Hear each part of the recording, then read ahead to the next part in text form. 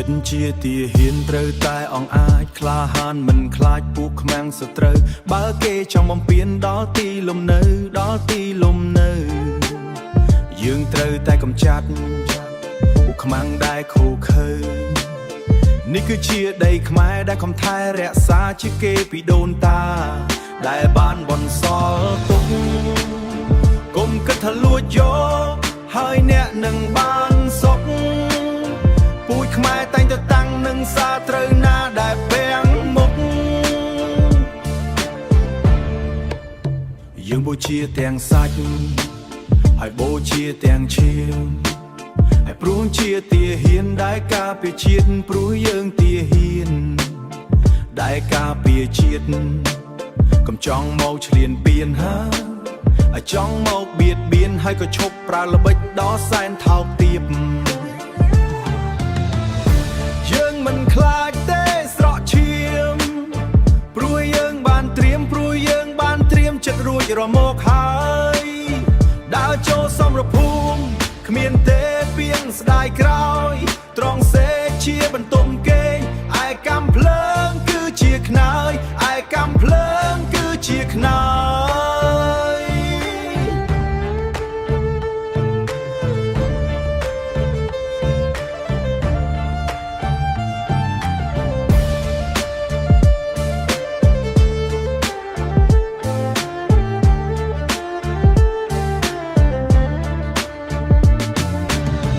កើតជាទាហានយើងបានសច្ចាការពាររដ្ឋាជាតិខ្មែរយើងឲ្យបានសុខ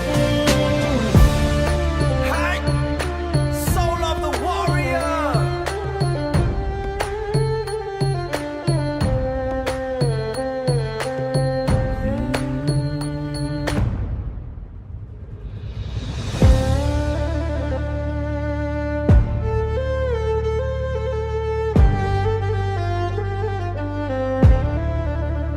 ចិត្តជាទាហានត្រូវតែអង្អាចក្លាហានមិនខ្លាចពួកខ្មាំងសត្រូវបើគេចង់បំពេញដល់ទីលំនៅដល់ទីលំនៅ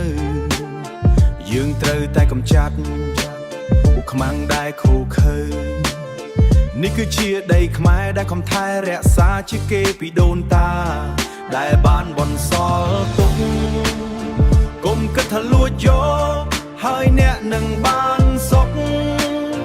ពូជខ្មែរតែងតែតាំងនឹងសារត្រូវណាដែលពាំងមុខយើងបូជាទាំងសាច់ហើយបូជាទាំងឈាមហើយព្រោះជាទាហានដែលការពារជាតិព្រោះយើងទាហានដែលការពារជាតិកុំចង់មកឈ្លានពានហើយចង់មកបៀតបៀនហើយក៏ឈប់ប្រើល្បិចដល់សែនថោកទាបយើងមិនខ្លាចទេស្រកឈាមព្រោះយើងបានត្រៀមចិត្តរួចរមកហើយដើរចូលសមរភូមិគ្មានទេពីងស្ដាយក្រោយត្រង់សេជាបន្ទុំគេឯកំភ្លើងគឺជាខ្នើយឯកំភ្លើងគឺជាខ្នើយ